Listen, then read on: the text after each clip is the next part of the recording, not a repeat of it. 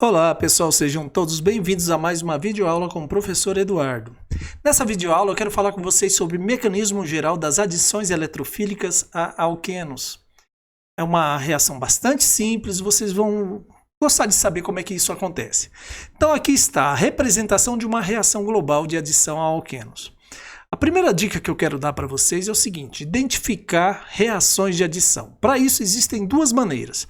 Primeira delas, dê uma olhada nisso aqui, ó. É uma dupla ligação no substrato orgânico. Agora vamos ver no que esse substrato orgânico se transformou lá nos produtos. Se transformou numa substância com ligações simples. Então a primeira dica é essa. Aqui antes tinha dupla ligação, agora não tem mais? Ok, então é reação de adição. Outra dica é o seguinte: dê uma olhadinha, vou até mudar isso aqui, vou colocar uma caneta aqui, marca texto, deixa eu só mudar a cor dessa canetinha aqui para verde. Ok, então aqui está. Dê uma olhada aqui, tem dois reagentes, reagente número 1, reagente número 2. Dê uma olhada aqui nos produtos, só tem um. Tá, outra coisa muito importante nas reações de adição. O que é? Tá vendo isso aqui, ó? Isso aqui chamado de eletrófilo. Isso aqui, ó, é chamado de nucleófilo. Então, toda reação de adição a alquenos, que a gente vai ver, sempre tem uma parte que a gente chama de eletrofílica e uma parte que chama de nucleofílica. E se o eletrófilo entrar no carbono da esquerda, o nucleófilo vai entrar no carbono da direita. Tá? Nunca vai entrar os dois no mesmo carbono. Então isso eu também quero que vocês guardem. Quer ver? Ó? Dá uma olhadinha aqui. Ó. O eletrófilo entrou aqui no carbono da esquerda, já o nucleófilo entrou no carbono da direita.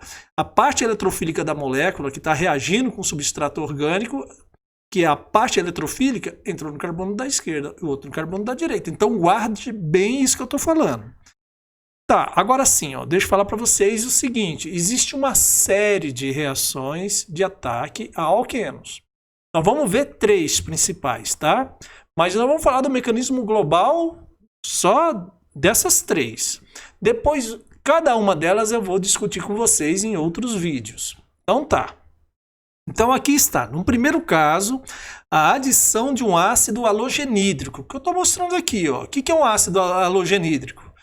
É um ácido como o HCl, o HBr, o HI, ácido clorídrico, ácido bromídrico, ácido fluorídrico, ácido iodídrico, todos eles são ácidos halogenídricos. E olha só qual é o produto dessa reação. Sempre vai ser um halogeneto de alquila, ou você pode falar também haleto de alquila. Agora preste muita atenção, esse carbono, quer dizer, esse hidrogênio entrou no carbono da esquerda.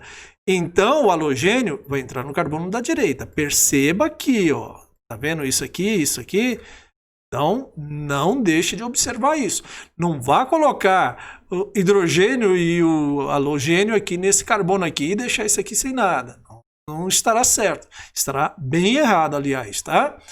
Muito bem. Agora, uma outra reação que pode acontecer é a reação de adição de água. Aqui está a água representada nessa forma aqui.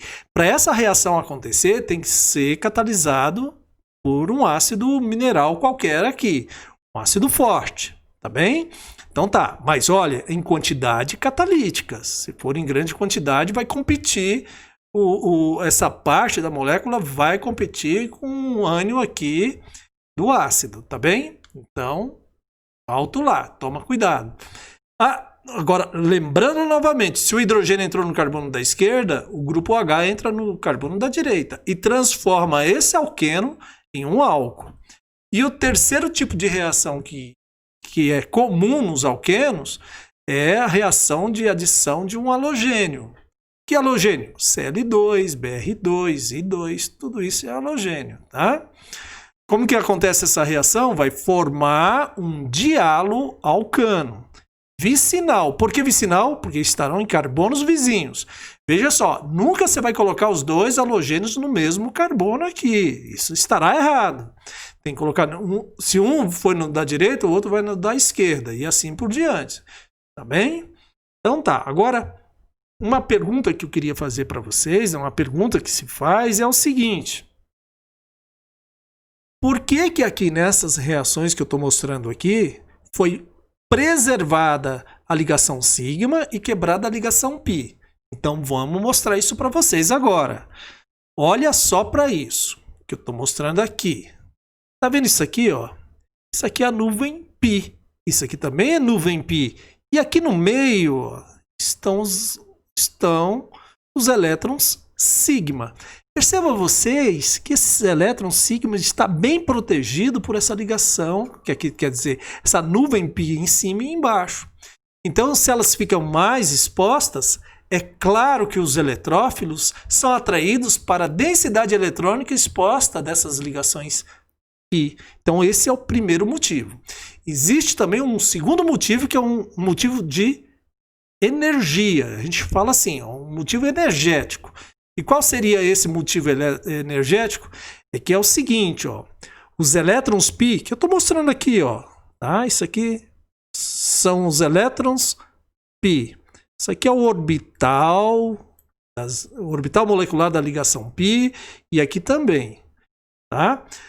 Isso aqui são orbitais antiligantes, não nos interessa. O que nos interessa é o seguinte, isso aqui é um carbono, isso aqui é outro carbono, isso aqui é uma ligação sigma, isso aqui são duas ligações, quer dizer, a ligação π. Perceba vocês que a ligação sigma está num patamar inferior em relação à ligação π. Então, a ligação sigma, termodinamicamente, é mais favorável. Então, olha só, nessas reações de adição, o que acontece? Quando vai esse reagente ser transformado naquele produto, é quebrada aqui uma ligação π. Ok. E é quebrada aqui também, né, no reagente que ataca o substrato orgânico, é quebrada uma ligação sigma. Em compensação, são formadas duas ligações sigma. Então, energeticamente falando, isso aqui é mais vantajoso do que isso, tá bem? Ok. Agora, uma outra coisa que eu quero falar com vocês é o mecanismo. É sobre o mecanismo que eu quero falar com vocês. Então, nós vamos prestar bastante atenção no mecanismo dessas reações. Tá vendo esse carbono aqui? Ok. Tá vendo esse carbono aqui? São carbonos sp2. Tá? Isso aqui é a nuvem π. Essa nuvem π ataca aquele hidrogênio ali que está com densidade de carga positiva. Tá vendo isso aqui? Opa, acho que apaguei tudo, né? Então é o seguinte, aquilo dali, deixa eu tirar, esses delta minúsculo mais aqui, ó, significa densidade de carga positiva. Delta minúsculo menos significa densidade de carga negativa. Isso aqui é mais eletronegativo do que o hidrogênio. Então, esse elemento aqui, ó, desloca essa nuvem eletrônica para o lado dele. Por isso que está essa densidade de carga negativa e aqui por isso que está a densidade de carga positiva. E é por isso que essas nuvens π atacam esse hidrogênio. É por isso que a gente chama de ataque eletrofílico, tá? Esse hidrogênio atacando essa nuvem eletrônica. Só que a gente sempre mostra assim, ó, do lado negativo para o lado positivo. Essa é a regra. E aí, essa ligação sigma se desloca para esse elemento que é mais eletronegativo, formando, então, esse intermediário. O que eu quero que vocês vejam com muita atenção? Tá vendo esse carbono? É um carbono sp2. Esse carbono aqui, ó, que virou um carbocátio, deixa eu até mostrar aqui para vocês rapidamente, né? Nessa forma de calcular aqui, né? Tá aqui, ó, virou esse carbono aqui que é um carbocátio, tá? Então esse carbono continua sendo um carbono sp2. Agora, esse carbono que antes era sp2, formou uma ligação sigma aqui, esse par de elétron que formou essa ligação sigma, e esse outro par de elétrons se deslocou para esse elemento X qualquer aqui. Por isso que ele está aqui com carga negativa. Muito bem. Então tem aqui um carbocátio e tem isso aqui formado. Agora vamos para a segunda etapa desse mecanismo. Então vamos lá. A segunda etapa aqui está. É o ataque do nucleófilo. Isso aqui é chamado nucleófilo, porque ele vai atacar esse carbono aqui, que é um carbocátio. Então é o ataque do nucleófilo ao carbocátio. Só que isso aqui pode acontecer de duas maneiras. Então a primeira maneira é essa que eu estou mostrando aí para vocês agora. Tá vendo aqui, ó, o ataque desse par de elétron ao carbocátio, formando esse produto aqui. Veja que ele atacou, se você imaginar aqui, ó, ao longo dessa linha que eu estou colocando aqui, ó, ao longo disso aqui, ó, se vocês imaginar que isso aqui é um plano, o ataque aconteceu do lado do mesmo plano que o hidrogênio atacou. Então a gente chama esse ataque de ataque sincoplanar. Mas pode acontecer que ele ataque aqui por baixo, ó, em direção, ó, quer dizer, na posição oposta em relação a esse plano aqui.